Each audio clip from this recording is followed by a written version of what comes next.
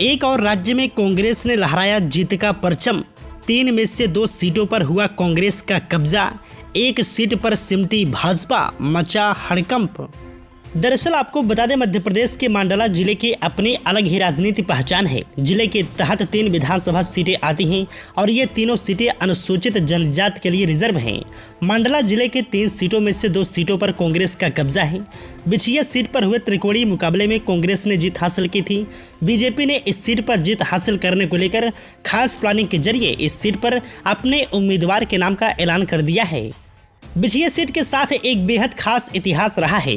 यहाँ पर पिछले 30 सालों में हर चुनाव में हार जीत के मायने बदल जाते हैं। हर 5 साल में जीत एक बार बीजेपी तो एक बार कांग्रेस के पक्ष में जाती रही है। अब देखना होगा कि क्या इस बार के चुनाव में भी यह सिलसिला जारी रहेगा।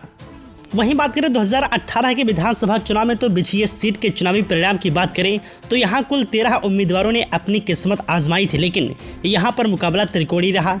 कांग्रेस के उम्मीदवार नारायण सिंह पट्टा को 76,544 वोट मिले, तो वहीं बीजेपी के डॉक्टर शिवराज सिंह को 55,156 वोट मिले।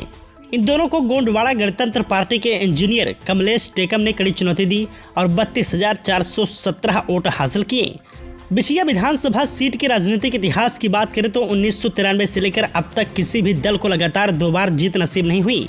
1985 में कांग्रेस ने जीत हासिल की थी, तो 1990 में यह जीत बीजेपी के पास चली गई। 1993 में बीजेपी को लगातार दूसरी बार जीत मिली। 1998 में कांग्रेस के तुलसीराम ने जीत हासिल की। वहीं आपको बता दें, बिछिया सीट पर पिछले चुनाव में मिली हार के बाद इस बार बीजेपी ने पहले ही अपने उम्मीदवार के नाम का ऐलान कर दिया है। बीजेपी ने डॉक्टर विजय आनंद मरावी को मैदान में उतारा है। हालांकि इनकी उम्मीदवारी को लेकर क्षेत्र में विरोध जताया जा रहा है। बीजेपी की कोशिश यहां पर कांग्रेस के साथ साथ गोंडवाड़ा गणतंत्र पार्टी की चुनौती से पार पाना होगा।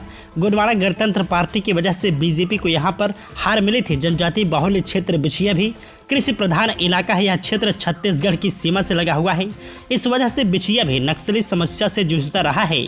इस सीट पर करीब 70% आदिवासी समाज के वोटर्स यहां पर रहे हैं, जिसमें गोंड और बैगा जनजाति का दबदबा रहा है।